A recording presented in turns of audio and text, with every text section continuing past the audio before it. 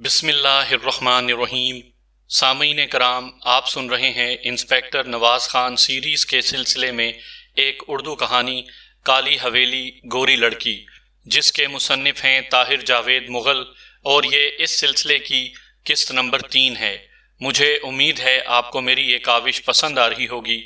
आपने अगर अभी तक मेरा चैनल कहानी घर सब्सक्राइब नहीं किया तो अभी मेरे चैनल को सब्सक्राइब करके बेल नोटिफिकेशन ऑन कर लीजिए ताकि आने वाली हर नई कहानी की इत्तला बर वक्त आप तक पहुंच सके।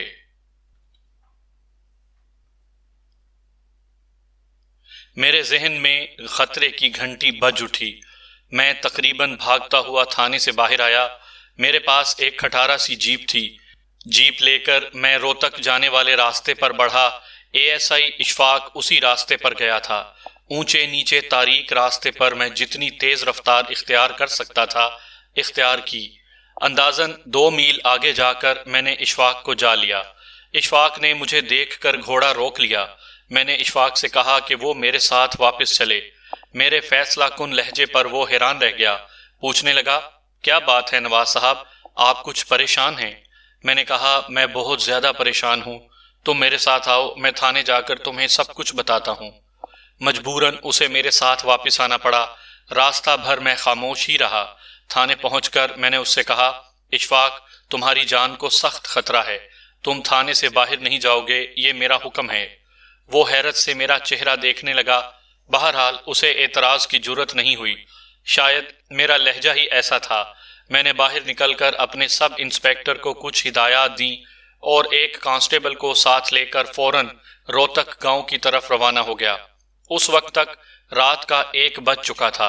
तारीक सुनसान रास्ते पर निहायत सर्द हवा चल रही थी। गीदड़ों और कुत्तों की आवाजें कसरत से आ रही थीं। हमने ये मुश्किल सफर करीबन 3 घंटे में तय किया और सुबह 4 बजे चौकी पर पहुंच गए। मैंने सीधा टमानों की हवेली का रुख किया। वसी बैठक में सरदार बदरूक से मेरी मुलाकात हुई। उसकी आंखें खुमार आलूद थीं। मालूम नहीं ये शराब का खुमार था या ख्वाब का। वो मुस्कुराकर बोला, आओ जान जी, खैर तो है। मैंने कहा, खैर नहीं है सरदार बदरूक, और ये बात तुम भी जानते हो। सरदार बदरूक के चेहरे पर रंग सा आकर गुजर गया। मैंने इर्द गिर्द निगाह दौड़ाई। खतरनाक सूरत और सुर्ख अंगारा आंखों वाला कालू कहीं नजर नहीं आया। हालांकि वो हर वक्त साये की तरह बदरूक के साथ रहता था। मैंने गंभीर लहजे में कहा, सरदार बदरूक, मुझे खबर मिली है कि तुमने कालू को किसी खास काम से गांव के नाके भेज रखा है। सरदार के चेहरे पर अजीब से तासुरात उभर कर गायब हो गए। कहने लगा, सिर्फ अंदाजा लगा रहे हो या किसी के बहकावे में आए हो? मैंने कहा, अंदाजे वो लगाते हैं जिन्हें खबर ना हो। मुझे खबर है कि जो कुछ यहाँ होता है, एक थानेदार को अपनी आंखें और अपने कान खुले रखने पड़ते हैं। सरदार ने मेरे उखड़े उखड़े लहजे को महसूस कर लिया। मुस्कुरा कर बोला, क्या बात है जान जी, कुछ बदले बदले नजर आते हो। मैंने उसकी आंखों में आंखें डाली और साफ सीधे लहजे में कहा, देखो सरदार टमाना, अगर एएसआई इशफाक को कुछ हुआ तो ऐसी आग लगेगी जो तुम्हारे बुझाए से ना बुझेगी। मेरी बात पूरे गौर से सुन लो और समझ लो। तुम एएसआई इशफाक पर हमला नहीं करोगे। ऐसा करोगे तो मुझ पर हमला करोगे, मुझ पर। वो अपने होंठों की जहरीली मुस्कुराहट बरकरार रखते हुए बोला, बड़े ताव में लगते हो जान जी। मैंने कहा, हाँ ताव में हूं, लेकिन ये ना समझना मेरा दिमाग खराब हो गया है। मैं पूरी तरह होश में हूं। मैं सब जानता हूं। जिसके साथ बैठकर तुम खाना खाते हो, सब कुछ जानता हूं। लेकिन उसे मेरी धमकी मत समझ लो, मिन्नत समझ लो या दरख्वास्त समझ लो। मेरे एएसआई को कुछ नहीं होना चाहिए। मैंने महसूस किया कि जज्बात की वजह से मेरा सारा वजूद धीरे धीरे लरज रहा था। सरदार बदरूक कुछ देर गहरी नजरों से मेरी तरफ देखता रहा। उन नजरों में छुपी हुई दरिंदगी और सफाकी को मैं अच्छी तरह जानता था। उन निगाहों में वो जुल्म भेस बदल कर बैठा हुआ था जो बरनाला के टमाने नस्ल दर नस्ल अपने से कमजोर लोगों पर ढाते रहे थे। आखिर बदरूक ने जेरे लब मुस्कुरा कर मेरा कंधा थपथपाया। गहरी सांस लेकर बोला, ठीक है नवाज खान, ठीक है, मैं तुम्हें एक मौका और देता हूं। जाओ, उस पागल के बच्चे को समझाओ। उसे बताओ कि वो किस ओखली में सर दे रहा है। जाओ, मेरी तरफ से मुतमईन होकर जाओ। मैं कल तक तुम्हारी कोशिश के नतीजे का इंतजार करूंगा। میں نے آخری نظر بدروگ سنگھ پر ڈالی اور بغیر کچھ کہے سنے باہر نکل آیا۔ تھوڑی ہی دیر بعد میری جیپ کچے راستوں پر اچھلتی ہوئی واپس رنگ کوٹ جا رہی تھی۔ اشفاق کا ہنستا مسکراتا چہرہ میری نگاہوں میں گھوم رہا تھا۔ وہ جوان تھا، خوبصورت تھا، عنقریب اس کی شادی ہونے والی تھی۔ اس کے بوڑھے والد کا تصور میری سوچوں کو پریشان کرنے لگا۔ ایک طرف وہ بوڑھا بیٹے کے سر پر صحرا دیکھنے کی آرزو لیے بیٹھا تھا، دوسری طرف ایک خوبصورت لڑکی نے اپنی آنکھوں میں سہاگ کے سپنے سجا رکھے تھے۔ اگر اشفاق کو کچھ ہو جاتا تو کئی دلوں پر قیامت بیت جاتی۔ اشفاق کو کچھ معلوم نہیں تھا وہ کس گھرانے سے ٹکر لے رہا ہے، لیکن میں جانتا تھا، مجھے معلوم تھا، تمانوں کے تعلقات ایک ایسے شخص سے ہیں جس کے سامنے پولیس کے چھوٹے بڑے عہدیدار پانی بھرتے ہیں۔ وہ شخص ایک پرچی لکھ کر دیتا ہے اور تھانوں میں تہلکہ مچ جاتا ہے۔ میں غصے میں بھرا ہوا واپس رنگ کوٹ تھانے پہنچا۔ اشفاق اوپری منزل کے ایک کونے میں لمبی تان کر سو رہا تھا۔ میں نے اسے جھنجھوڑ کر جگایا، وہ ہڑبڑا کر اٹھ بیٹھا۔ میں نے اسے سامنے بٹھا کر کہا، اشفاق، مجھے ٹھیک ٹھیک بتا، کیا چاہتا ہے تو؟ نواز صاحب، میں آپ کی بات نہیں سمجھا۔ میں نے کہا، آؤ میرے ساتھ، میں سمجھاتا ہوں۔ اشفاق کو بازو سے پکڑ کر میں تقریباً کھینچتا ہوا سیڑھیوں تک لے آیا۔ سیڑھیاں اتر کر ہم نیچے آفس میں پہنچے۔ میں نے دروازہ اندر سے بند کیا اور لوہے کی ایک کہنہ سال الماری کا قفل کھول کر پٹوار کھول دیے۔ اس الماری میں مختلف کیسوں کی فائلیں تہ در تہ رکھی ہوئی تھیں۔ ایک خانے میں ہسٹری شیٹس تھی، ایک دوسرے خانے میں پرانے کاغذوں کے پلندے رکھے تھے۔ میں نے الماری کے نیچے خانے میں سے ایک گرد آلود فائل نکالی۔ یہ ٹمانوں کی فائل تھی۔ اس فائل میں ٹمانوں کے وہ تمام قانونی اور غیر قانونی کارنامے درج تھے جو وہ اب تک کرتے رہے تھے۔ میں نے فائل کا ایک صفحہ کھول کر اشفاق کے سامنے رکھ دیا۔ وہ صفحے پر جھک کر غور سے پڑھنے لگا۔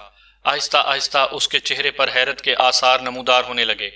مجھے معلوم تھا اسے حیران ہونا پڑے گا۔ فائل کے اس حصے میں سردار بدروگ کے چند کالے کارناموں کی تفصیل تھی۔ ان میں کئی قتل تھے، اس کے علاوہ ناجائز قبضے، اغوا اور آبرو ریزی کی درجنوں وارداتیں تھیں۔ ان میں 2-3 وارداتیں ایسی تھیں جن میں سردار بدروگ کے خلاف ٹھوس ثبوت مل گئے تھے اور اس پر مضبوط کیس بن سکتے تھے، مگر نامعلوم وجوہ کی بنا پر یہ کیس داخل دفتر کر دیے گئے تھے۔ اشفاق فائل دیکھ چکا تو میں نے کہا، کہو، کچھ تسلی ہوئی ہے؟ تم اپنے آپ کو بڑا باخبر سمجھتے ہو نا؟ تمہارا خیال ہے کہ سردار بدروگ نے گلاباں کو حویلی میں رکھ کر اس سے 2 بچے پیدا کر کے بہت بڑا جرم کیا ہے؟ اب بتاؤ، وہ جرم بڑا ہے یا یہ جرم بڑے ہیں؟ اگر یہ جرم کر کے بھی اس کے ہاتھ ہتھ کڑی سے آزاد ہیں تو گلاباں سے بچے پیدا کرنے کا جرم اس کا کیا بگاڑ لے گا؟ بتاؤ، کیا کر لو گے تم؟ وہ بولا، نواز صاحب، اگر ہم سے پہلے آنے والے تھانے دار سردار بدروگ سنگھ کا بت نہیں توڑ سکے تو اس کا مطلب یہ نہیں کہ ہم اسے سجدہ کرنا شروع کر دیں۔ ہم نے حلف اٹھایا ہے۔ خاک حلف اٹھایا ہے؟ میں نے اس کی بات کاٹی۔ تم فرض شناس نہیں ہو، بے وقوف ہو۔ تم مرنا چاہتے ہو نا؟ لو، یہ ریوالور رکھ لو اس کی کن پٹی پر، کم از کم کتے کی موت مرنے سے تو بچ جاؤ گے نا۔ لو، پکڑو اسے۔ میں نے ریوالور اشفاق کی گود میں پھینک دیا۔ میرا تیش اشفاق کو ہراساں کر رہا تھا۔ اس نے ریوالور گود سے اٹھایا اور آہستگی سے سائڈ ٹیبل پر رکھ دیا۔ کچھ دیر کمرے میں گھمبیر خاموشی طاری رہی۔ ادھ کھلی کھڑکی سے کبھی کبھی ہوا کا جھونکا اندر آ جاتا۔ ان جھونکوں سے ہمارے درمیان رکھی ہوئی فائل کے ورق پھڑ پھڑا رہے تھے۔ اشفاق نے ایک گہری سانس لے کر کہا، نواز صاحب، آپ ہر لحاظ سے مجھ سے بڑے ہیں، میں آپ کی بات رد نہیں کر سکتا، بہرحال مجھے سوچنے کے لیے کچھ وقت دیجیے۔ وہ اٹھ کر خاموشی سے باہر نکل گیا۔ میں نے اسی وقت حوالات میں جا کر گرو سنگھ کو رہا کر دیا، اسے کھانا وغیرہ کھلایا اور اپنے ایک ہیڈ کانسٹیبل سے کہا کہ اسے جا کر امرتسر چھوڑ آئے۔ 3-4 روز گزر گئے۔ اشفاق کا رویہ اب کچھ بدلا بدلا نظر آتا تھا۔ اس نے گرو سنگھ کو چھوڑنے پر بھی کوئی خاص اعتراض نہیں کیا۔ شاید اس نے خود بھی اپنی تیز رفتاری کو محسوس کر لیا تھا۔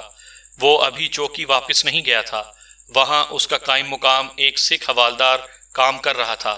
ایک دن صبح سویرے میں نے سوچا اشفاق سے اس کا آئندہ کا لایا عمل پوچھنا چاہیے۔ اس کی شادی ہونے والی تھی، بہتر تھا وہ 1-2 مہینے کی رخصت لے لیتا، شادی بھی نبٹ جاتی اور یہ معاملہ بھی ٹھنڈا ہو جاتا۔ میں نے سنتری سے کہا، ذرا اشفاق کو بلاؤ۔ وہ اوپر کمرے میں ہوگا۔ سنتری نے کہا، نہیں جناب، وہ تو تھوڑی دیر پہلے کنویں کی طرف گئے ہیں۔ میں وہیں کمرے میں بیٹھے بیٹھے اس کا انتظار کرنے لگا۔ 10-15 منٹ گزرے تھے کہ ایک سپاہی دھوتی کرتے میں ملبوس بھاگتا ہوا آیا۔ اس کا رنگ فک ہو رہا تھا۔ آتے ساتھ ہی کہنے لگا، انسپیکٹر صاحب جلدی چلیں، اشفاق صاحب زخمی ہو گئے ہیں۔ کمانوں کے آدمی انہیں چاقو مار کر بھاگ گئے ہیں۔ میں ایک جھٹکے سے کھڑا ہو گیا۔ سپاہی کے ساتھ بھاگتا ہوا میں تھانے سے باہر آیا۔ ہم پیدل ہی کھیتوں کی طرف بھاگے۔ کوئی 2 فرلانگ آگے اشفاق مکئی کے کٹے ہوئے کھیت میں زخمی پڑا تھا۔ میں لپک کر اس کے پاس پہنچا۔ اس کے دائیں کندھے پر اور ران پر خنجر کے گہرے گھاؤ نظر آ رہے تھے۔ تیزی سے بہنے والے خون نے اس کے سارے کپڑے بھگو رکھے تھے۔ 1-2 دیہاتی پریشانی کے عالم میں پاس کھڑے تھے۔ میں نے لپک کر اس کا سر اپنے زانوں پر رکھا۔ زخم زیادہ سنگین معلوم نہیں ہوتے تھے، لیکن اشفاق کا رنگ زرد ہو رہا تھا۔ میں نے سہارا دے کر اسے بٹھانے کی کوشش کی اور اس وقت میری نگاہ اس کی پشت پر پڑی۔ میری آنکھیں پھٹی رہ گئیں۔ اس کی پشت پر خنجر کے کم از کم نصف درجن نہایت گہرے گھاؤ تھے۔ یوں لگتا تھا وحشی قاتلوں نے اسے گھیر کر خنجروں سے چھلنی کر دیا تھا۔ اشفاق، میں نے کراہ کر کہا۔ اس نے ڈوبتی نظروں سے میری طرف دیکھا اور جسم ڈھیلا چھوڑ کر میرے سینے سے آ لگا۔ میں وہ منظر کبھی نہیں بھول سکتا۔ وہ میری طرف دیکھ رہا تھا جیسے آنکھوں میں اپنی موت کا اعلان کر رہا ہو اور مجھے خدا حافظ کہہ رہا ہو۔ مجھے لگا جیسے میرا چھوٹا بھائی یا میرا بیٹا میرے سینے سے لگا ہے۔ میں نے اسے باہوں میں بھینچ لیا۔ اس کا خون میری جرسی کو رنگین کرنے لگا، وہی جرسی جس کے ہر دھاگے میں اشفاق کی محبت اور اس کا خلوص گندا ہوا تھا۔ آنکھیں کھول اشفاق، آنکھیں کھول، میں نے گھبرا کر کہا، لیکن اس نے آنکھیں کھولنے کے لیے بند کی ہی نہیں تھیں۔ میں نے اسے جھنجھوڑا۔ وہ بہت دور جا چکا تھا، بہت آگے نکل چکا تھا۔ میرا سینہ غم کی شدت سے پھٹنے لگا۔ ایک آگ سی لپکی اور جسم کے رگو پے میں پھیل گئی۔ میں نے بڑی آہستگی سے اشفاق کا مردہ جسم کھیت کی مٹی پر رکھ دیا۔ مجھے محسوس ہوا جیسے میرا دل و دماغ میرے قابو میں نہیں رہے گا۔ میں یہاں سے اٹھ کر سیدھا سردار بدروگ سنگھ کی کالی حویلی میں پہنچوں گا اور ہر اس شخص کو تہس نہس کر دوں گا جو میرے اور چودھری کے درمیان آئے گا۔ اس کے بعد اپنے ہاتھوں کو چودھری کی گردن پر جما دوں گا اور اس وقت پیچھے ہٹوں گا جب وہ کتا اپنی زندگی سے محروم ہو جائے گا۔ مجھے ہر منظر دھندلا دکھائی دے رہا تھا، شاید آنکھیں بھیگ گئی تھیں۔ اس دوران پولیس جیپ کی آواز سنائی دی۔ چند لمحے بعد میں نے دیکھا جلندھر کے ڈی ایس پی دلجیت راج صاحب لوگوں کے درمیان سے راستہ بناتے ہوئے موقع پر پہنچ گئے۔ ان کے ساتھ عملے کے چند ارکان بھی تھے۔ سب انسپیکٹر اشفاق کی لاش دیکھ کر ڈی ایس پی صاحب کی آنکھیں حیرت سے کھلی رہ گئیں۔ وہ چند لمحے بے حرکت کھڑے رہے، پھر غم زدہ لہجے میں بولے، یہ سب کیا ہے انسپیکٹر؟ میں نے کہا، سر یہ سب انسپیکٹر اشفاق کی لاش ہے۔ نہ تجربے کار افسروں کو نئے اسٹیشنوں پر بھیجا جائے تو یہی کچھ ہوتا ہے، لیکن یہ کیا کس نے ہے؟ میں نے کہا، سر میرا خیال ہے آپ کو یہ پوچھنے کی ضرورت نہیں ہونی چاہیے۔ جس علاقے میں سردار بدروگ جیسا زہریلا سانپ موجود ہو وہاں ایسی لاشیں نہیں ملیں گی تو اور کیا ہوگا؟ ڈی ایس پی صاحب سر سے ٹوپی اتار کر خاموش کھڑے ہو گئے۔ ان کا عملہ خاموش تھا، تماشائی خاموش تھے، ہر چیز خاموش تھی۔ فضا پر جیسے سکتہ طاری ہو چکا تھا۔ میں نڈھال قدموں سے چلتا تھانے واپس لوٹ آیا۔ قریباً 1 گھنٹے بعد میں اپنے سب انسپیکٹر کی لاش کے ساتھ شہر روانہ ہو رہا تھا۔ شہر پہنچ کر اشفاق کے مردہ جسم کو چیر پھاڑ کے لیے ڈاکٹروں کے حوالے کر دیا گیا۔ بعد ازاں اسے اس کے گھر امرتسر لایا گیا۔ یہاں میری ویران آنکھوں نے بے حد رکت آمیز مناظر دیکھے۔ اشفاق کے بوڑھے والد کا پچھاڑیں کھا کر گرنا، اس کی بہنوں کا صدمے سے بار بار بے ہوش ہو جانا، اس کے عزیزوں رشتہ داروں کی موسلا دھار برستی آنکھیں، ہر چہرہ صدمے کی تصویر تھا۔ ان تصویروں میں ایک تصویر ایسی بھی تھی جسے میں دیکھ نہیں سکتا تھا، لیکن اس تصویر کے سارے رنگ میری آنکھوں کے سامنے تھے۔ یہ اس لڑکی کی تصویر تھی جو اشفاق سے پیار کرتی تھی۔ میں جانتا تھا گھر کے اندر میت کے گرد بیٹھی عورتوں میں کہیں یاسمین بھی موجود ہوگی۔ اس کے دل پر کیا بیت رہی ہوگی کوئی نہیں بتا سکتا تھا، کوئی بتا ہی نہیں سکتا تھا۔ میرا دل چاہا میں اس لڑکی کو تلاش کروں، اسے دلاسا دوں، اس کے سر پر پیار سے ہاتھ پھیروں، لیکن میں ایسا نہ کر سکا، شاید اس لیے کہ اس وقت مجھے خود دلاسے کی ضرورت تھی۔ میں خود آنسو بہانے کے لیے کوئی تاریک گوشہ ڈھونڈ رہا تھا، کوئی ایسا گوشہ جہاں کوئی مجھے اشک بار نہ دیکھ سکے، کسی کو معلوم نہ ہو کہ انسپیکٹر نواز بھی رویا تھا۔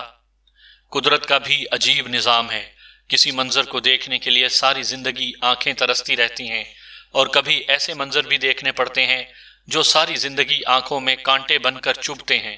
میں نے اشفاق کو کفن پوش دیکھا، اس کے گھر سے اس کا جنازہ نکلتے دیکھا جہاں سے اس کی بارات نکلنا تھی، اسے منو مٹی کے نیچے چھپتے دیکھا، پھر اس کے گھر کی ویرانی دیکھی، اور یہ سارے کانٹے اپنی آنکھوں میں چبھو کر میں رنگ کوٹ کے تھانے میں واپس آ گیا۔ میرے واپس پہنچنے تک میرے قائم مقام سب انسپیکٹر نے ضروری کارروائی کر لی تھی۔ اس ضروری کارروائی کو رسمی کارروائی ہی کہنا چاہیے۔ اس نے موقع واردات کا نقشہ تیار کیا تھا، گواہوں کے بیان قلم بند کر لیے تھے اور اپنی تفتیش کی روداد لکھی تھی۔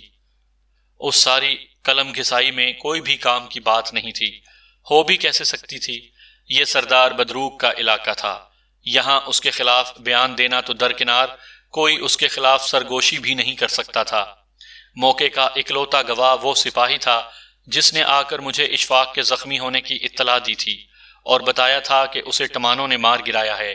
اس اکیلی گواہی کی اہمیت اس لیے نہیں تھی کہ دوسرے گواہوں نے یہ بتا کر کہ حملہ آوروں نے اپنے چہرے پگڑیوں میں چھپا رکھے تھے، معاملہ الجھا دیا تھا۔ میں اپنے طور پر تفتیش شروع کرنا ہی چاہ رہا تھا کہ امرتسر ہیڈ کوارٹر سے بلاوا آ گیا۔ پہلے تو مجھے اس بلاوے کی سمجھ نہیں آئی، لیکن جب امرتسر پہنچا تو راز کھلا کہ ڈی ایس پی مجھے ایک اغوا کیس کی تفتیش کے لیے فوری طور پر اجمیر بھیجنا چاہتے ہیں۔ یہ کوئی زمین کا تنازع تھا جس میں مخالف فریقوں نے ایک دوسرے کا ایک ایک آدمی اغوا کر لیا تھا۔ میں اس کیس کی تفتیش پر ہرگز جانا نہیں چاہتا تھا۔ میرے دل و دماغ پر اشفاق کی موت کا غم موسلادھار بارش کی طرح برس رہا تھا، لیکن افسروں کے سامنے میری کوئی پیش نہیں گئی۔ خاص طور پر ڈی ایس پی دلجیت راج نے ایڑی چوٹی کا زور لگا دیا کہ میں واپس رنگ کوٹ نہ جاؤں۔ دلجیت راج کا ذکر میں نے پہلے بھی ایک دو دفعہ کیا ہے۔ ہندو ہونے کے باوجود وہ ایک اچھا انسان تھا، کم از کم میں نے اسے ہمیشہ مخلص پایا۔ اس کی باتوں میں ایک عجیب طرح کی چاشنی ہوتی تھی۔ بہرحال نہ چاہنے کے باوجود مجھے فوری طور پر اجمیر جانا پڑا۔ اجمیر سے مجرموں کا تعاقب کرتے ہوئے ہم جودھ پور جا پہنچے اور وہاں تفتیش کا کام پھیلتا چلا گیا۔ میں نے 2-3 بار ٹیلی فون پر دلجیت راج صاحب سے رابطہ کیا اور انہیں صاف لفظوں میں بتایا کہ میں یہ کیس کرنا نہیں چاہتا اور نہ ہی اس میں میرا دل لگ رہا ہے، لیکن راج صاحب نے ہر بار یہی ظاہر کیا کہ اس کیس کی تفتیش کے لیے ان کی نظر میں مجھ سے بہتر کوئی آدمی نہیں اور مجھے ہر حال میں یہ اہم ذمہ داری پوری کرنی ہے۔ میں صاف طور پر محسوس کر رہا تھا کہ دلجیت راج صاحب مجھے رنگ کوٹ تھانے کی آگ سے بچانا چاہتے ہیں، بالکل اسی طرح جیسے اس سے پہلے میں اشفاق کو اس آگ سے دور رکھنا چاہتا تھا۔ صورتحال بالکل وہی تھی، صرف سردار بدروگ کی زد میں آنے والے شخص کا نام بدل گیا تھا، یعنی اس سے پہلے اشفاق نشانے پر تھا تو اب میں۔ اپنی پوری کوشش کے باوجود میں پورے 2 ماہ تک اجمیر والے چکر سے باہر نہیں نکل سکا۔ میرے سینے میں بھڑکتی ہوئی آگ ہر گزرنے والے دن کے ساتھ ناقابل برداشت ہو رہی تھی۔ آخر 2 مہینے بعد ڈی ایس پی صاحب کا تبادلہ مغربی پنجاب میں ہوا تو مجھے موقع مل گیا اور میں اجمیر سے واپس برنالہ چلا گیا۔ تھوڑی سی بھاگ دوڑ کے بعد میں رنگ کوٹ میں اپنے تھانے کے چارج سنبھالنے میں کامیاب ہو گیا۔ میرے تھانے پہنچنے کے دوسرے ہی روز سردار بدروگ اپنے ساتھیوں کے ساتھ تھانے میں آ دھمکا۔ میں اس کی دیدہ دلیری پر حیران رہ گیا۔ اشفاق کی موت کے بعد میری اور سردار بدروگ کی یہ پہلی ملاقات تھی۔ سردار نے گردن جھکائی ہوئی تھی اور چہرہ غمگین کر رکھا تھا۔ وہ اشفاق کا افسوس کرنے آیا تھا، کہنے لگا، مجھے بڑا دکھ ہے انسپیکٹر نواز، یقین نہیں آ رہا کہ سب انسپیکٹر مارا گیا ہے۔ کیسا گبرو جوان تھا، ہنسنے کھیلنے کے دن تھے، سنا ہے شادی بھی ہونے والی تھی۔ میں نے کہا، ہاں ہونے والی تھی۔ سردار بدروگ نے گہری ٹھنڈی سانس لی۔ ماں باپ کا دل تو ٹکڑے ہو گیا ہوگا، کیا کیا ارمان ہوں گے ان کے، کیا کیا سوچ رکھا ہوگا، سب خاک میں مل گیا۔ میں نے کہا، بس اوپر والے کی یہی مرضی تھی۔ کہنے لگا، اوپر والے کی مرضی انسان کی مرضی کا سایہ ہوتی ہے جان جی، بد نصیبی میں تھوڑا بہت دوش بندے کا اپنا بھی ہوتا ہے۔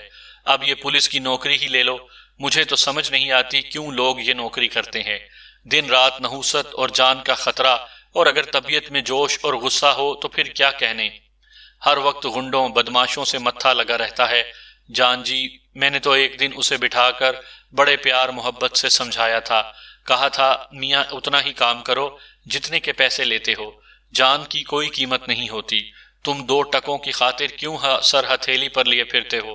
کہنے لگا سردار صاحب بات یہ ہے کہ… بس کرو سردار، میں نے تلخی سے اس کی بات کاٹی۔ اب یہ ذکر زخموں پر نمک چھڑکتا ہے۔ وہ گہری نظروں سے میری طرف دیکھنے لگا، نہ جانے کیا سوچ رہا تھا، اس کی آنکھوں میں بڑی تیز چمک تھی۔ اس کا ایک ساتھی بولا انسپیکٹر صاحب کوئی کھوج ملا؟ نہیں ابھی تو کوئی نہیں، میں نے جواب دیا۔ سردار بدروک بولا میں کوئی مدد کر سکتا ہوں؟ میں نے کہا اگر تم واقعی مدد کرنا چاہتے ہو تو پھر پوچھنے کی کیا ضرورت ہے۔ اس نے اپنے ساتھیوں کو اشارہ کیا، وہ دونوں باہر نکل گئے۔ سردار بدروک نے کہا کیا ہم یہاں تسلی سے بات کر سکتے ہیں؟ میرا مطلب ہے یہ جگہ بات کرنے کے لیے محفوظ ہے؟ میں نے ہاں میں جواب دیا۔ سردار بدروک نے میرے چہرے پر نظریں گاڑ کر کہا مجھے تمہاری آنکھوں میں شک نظر آ رہا ہے۔ میں نے کہا ہو سکتا ہے یہ تمہارے دل کا چور ہو۔ وہ بے خوفی سے مسکرایا۔ انسپیکٹر نواز خان، میرا خیال ہے پہلے تم اپنے ذہن کا گند صاف کر لو، ورنہ میری بات کا کوئی فائدہ نہیں ہوگا۔ اگر تمہارے دل میں یہ شک ہے کہ سب انسپیکٹر کو میں نے مروایا ہے تو تم تفتیش کے رستے پر پہلا قدم ہی غلط اٹھا رہے ہو۔ اس کے بعد تم جتنا سفر بھی کرو گے غلط ہوگا۔ انسپیکٹر کی موت میں میرا کوئی ہاتھ نہیں۔ میں نے فیصلہ کن لہجے میں کہا ٹھیک ہے میں مان لیتا ہوں، اب تم بتاؤ کیا کھوج ہے تمہارے پاس؟ وہ کہنے لگا نہیں، تم اوپرے دل سے بات کر رہے ہو۔ میں نے طنزیہ لہجے میں جواب دیا نہیں، میں دل کی تہ سے بول رہا ہوں، تم جو بتانا چاہتے ہو بتاؤ۔ اس نے جیب میں ہاتھ ڈال کر ایک مڑا توڑا کاغذ نکالا۔ کاغذ مجھے دکھانے کے بعد بولا انسپیکٹر مجھ سے وعدہ کرو کہ اس سارے قصے میں میرا نام نہیں آئے گا۔ میں نے وعدہ کیا کہ اس کی خواہش پوری کروں گا۔ اس نے کاغذ مجھے دیتے ہوئے کہا جان جی اس ایڈریس پر چلے جاؤ، لاڈلی نامی ایک عورت تمہیں ملے گی، اس عورت سے ملنے کے بعد تمہیں کسی سے کچھ پوچھنے کی ضرورت نہیں رہے گی۔ میں نے دیکھا کاغذ کے ٹکڑے پر برنالے کے ایک محلے کا ایڈریس تھا۔ کون عورت ہے یہ؟ میں نے پوچھا۔ سردار بدروک نے کرسی سے ٹیک لگا کر کہا بال کرشن کو جانتے ہو؟ تھانے دار بال کرشن۔ میں نے ذہن پر زور دیا اور مجھے یاد آیا کہ یہ وہی تھانے دار ہے جس سے کچھ عرصہ پہلے امرتسر میں اشفاق کی ٹکر ہوئی تھی۔ تھانے دار نے کسی دھوبی کو بغیر پرچہ کاٹے تھانے میں رکھا ہوا تھا اور اشفاق نے اس معاملے کی شکایت ڈی آئی جی صاحب سے کر کے تھانے دار کو معطل کرا دیا تھا۔ لیکن سردار بدروک بال کرشن کا نام کیوں لے رہا تھا؟ یہ بات فوری طور پر میری سمجھ میں نہیں آئی۔ میں نے بدروک کی بات کا جواب دیتے ہوئے کہا ہاں میں جانتا ہوں بال کرشن کو، اس کا اس معاملے سے کیا تعلق ہے؟ سردار بدروک اپنی جگہ سے کھڑا ہو گیا۔ میرا خیال ہے باقی کی باتیں تم لاڈلی سے پوچھنا، واپسی پر ملاقات ہوگی، میں اب چلتا ہوں، رب راکھا۔ وہ لمبے لمبے ڈگ بھرتا ہوا باہر نکل گیا۔ اسی روز شام کو میں برنالے کے ایک گنجان محلے میں ایک 2 منزلہ مکان کے دروازے پر دستک دے رہا تھا۔ اس علاقے میں زیادہ تر سکھوں کے گھر تھے۔ کئی سکھ بچے گلی میں کھیلتے کودتے دکھائی دیے۔ میں سادہ کپڑوں میں تھا اس لیے کسی نے میری طرف خاص طور پر توجہ نہیں دی۔ میری تیسری دستک پر ایک ننگ دھڑنگ سکھ باہر نکلا۔ میں نے اس سے مکیش کے بارے میں پوچھا۔ ایڈریس میں لالی کے پتی کا نام مکیش ہی لکھا تھا۔ ننگ دھڑنگ سکھ شاید نشے میں تھا، اسے میری بات کی سمجھ ہی نہیں آئی، یا شاید مکیش کا نام اس کے ذہن سے نکل گیا تھا۔ اس دوران سکھ کا پڑوسی بھی وہاں آ کھڑا ہوا، اس نے بھی میرا سوال سن لیا تھا۔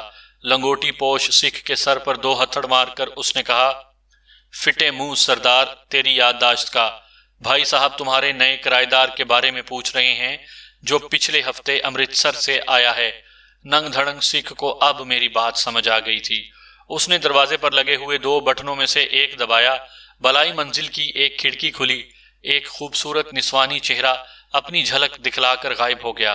تھوڑی دیر بعد ایک بادامی رنگ کا گول مٹول شخص سیڑھیوں سے برآمد ہوا، مجھے اوپر سے نیچے تک گھورنے کے بعد بولا کس سے ملنا ہے؟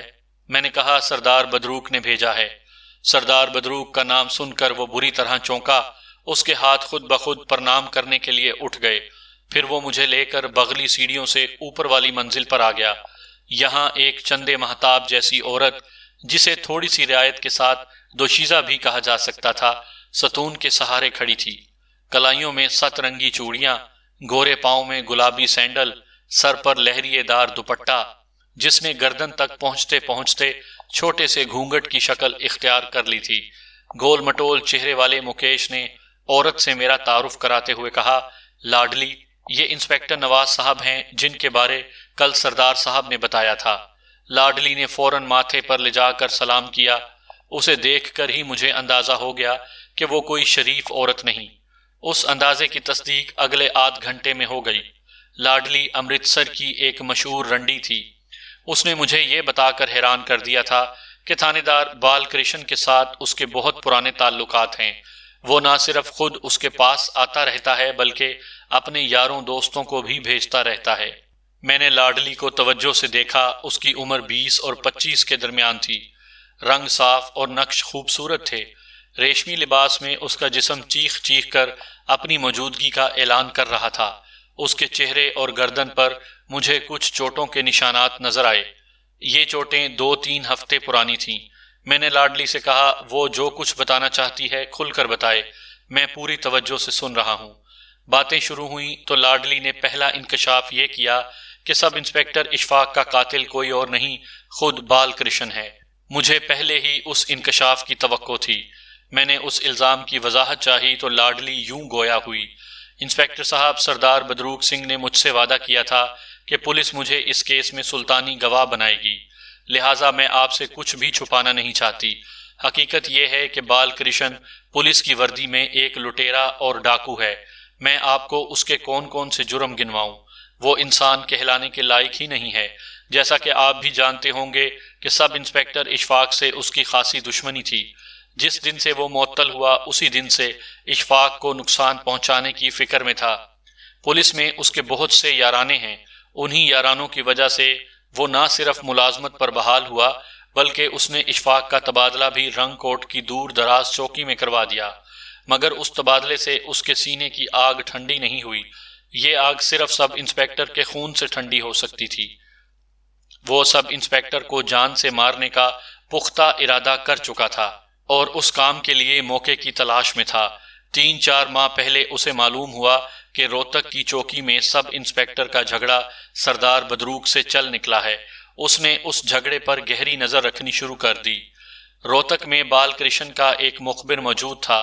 وہ گاہے بگاہے امرتسر پہنچ کر اسے بتاتا رہتا تھا کہ گاؤں میں سردار بدروگ اور اشفاق کی دشمنی کیا رخ اختیار کر رہی ہے۔ انہی دنوں بال کرشن نے ایک خطرناک منصوبہ بنایا۔ یہ منصوبہ چونکہ میرے سامنے بنا تھا اس لیے میں سب کچھ جانتی ہوں۔ بال کرشن نے سوچا کہ اگر روہتک چوکی میں اشفاق کو قتل کر دیا جائے تو اس کا الزام لازماً سردار بدروگ کے سر آئے گا۔ ایک دن بال کرشن میرے پاس آیا، کہنے لگا، لاڈلی، ایک کام کرو، 3 ایسے بندوں کا بندوبست کرو جو برنالے جا کر سب انسپیکٹر اشفاق کو ٹھکانے لگا سکیں۔ بال کرشن کے کہنے پر میں نے بادل سنگھ سے بات کی۔ بادل سنگھ ایک چھٹا ہوا بدماش اور قاتل ہے۔ وہ جب امرتسر میں ہوتا ہے تو ہفتے میں کم از کم 1 رات ضرور میرے پاس آتا ہے۔ پچھلے 10 سال سے اس کا یہی دستور ہے۔ اس ہفتے جب وہ میرے پاس آیا تو میں نے انسپیکٹر بال کرشن سے اس کی ملاقات کرا دی۔ میرے کمرے میں ہی بیٹھ کر ان لوگوں نے سارا منصوبہ بنایا۔ انہوں نے طے کیا کہ واردات دیہاتی لباس میں کی جائے گی۔ پستول یا رائفل کے بجائے خنجر سے کام لینے کا فیصلہ کیا گیا، کیونکہ سردار بدروگ سنگھ کے زیادہ تر کارندوں کے پاس خنجر یا کرپانیں ہوتی تھیں۔ لاڈلی کی باتیں میرے لیے حیران کن تھیں، لیکن ان میں وزن تھا۔ میں نے لاڈلی سے پوچھا، لاڈلی بھائی، تم مجھے یہ سب کچھ کیوں بتا رہی ہو؟ وہ بولی، تھانے دار صاحب، میں نے آپ سے وعدہ کیا ہے کہ میں کچھ نہیں چھپاؤں گی، اس لیے وہ کچھ بھی بتا دینا چاہتی ہوں جو کسی کو بھی نہ بتایا۔ پورے 5 سال بال کرشن سے میرا معاملہ رہا ہے۔ اس عرصے میں کبھی اسے شکایت کا موقع نہیں دیا، ہر کام اس کے لیے کیا ہے۔ بال کرشن نے میرے ذریعے کئی بے گناہوں کو پھنسایا ہے اور کئی بد نصیبوں کی زندگیاں اجیرن کر دی ہیں۔ وقت آنے پر میں آپ کو ایک ایک بات بتا دوں گی، لیکن میری اس وفاداری کا صلہ بال کرشن نے مجھے کیا دیا؟ یہ دیکھیے، میری گردن اور میرے چہرے پر آپ کو نشان ضرور نظر آ رہے ہوں گے۔ یہ انعام دیا ہے اس نے میری وفاداریوں کا۔ پھر وہ تیزی سے اٹھی اور ایک صندوق کے اندر سے کوئی کپڑا نکال کر میرے سامنے پھینک دیا۔ یہ ایک زنانہ لباس تھا، لیکن اسے لباس کہنا مشکل تھا، کیونکہ اسے نہایت بے رحمی سے تار تار کر دیا گیا تھا۔ وہ بولی، یہ دیکھیے، یہ سلا دیا بال کرشن نے مجھے تعلق داری کا۔ میں نے لباس کو الٹ پلٹ کر دیکھا اور پوچھا، یہ سب کیا ہے لاڈلی بائی؟ وہ بولی، نواز صاحب، 2 مہینے پہلے کی بات ہے۔ ایک رات تھانے دار بال کرشن کا ایک شرابی دوست میرے دروازے پر آیا۔ میں نے اس کے لیے اپنا دروازہ نہیں کھولا۔ وجہ بڑی معقول تھی۔ برے سے برے لوگوں کے بھی کچھ اصول ہوتے ہیں۔ ہمارے گھرانے میں رواج ہے کہ ہم ہر مہینے چاند کی 12 اور 13 تاریخ کو دھندا نہیں کرتے۔ نہ نیا کپڑا پہنا جاتا ہے، نہ ناچ گانا ہوتا ہے، اور نہ کوئی اور کام۔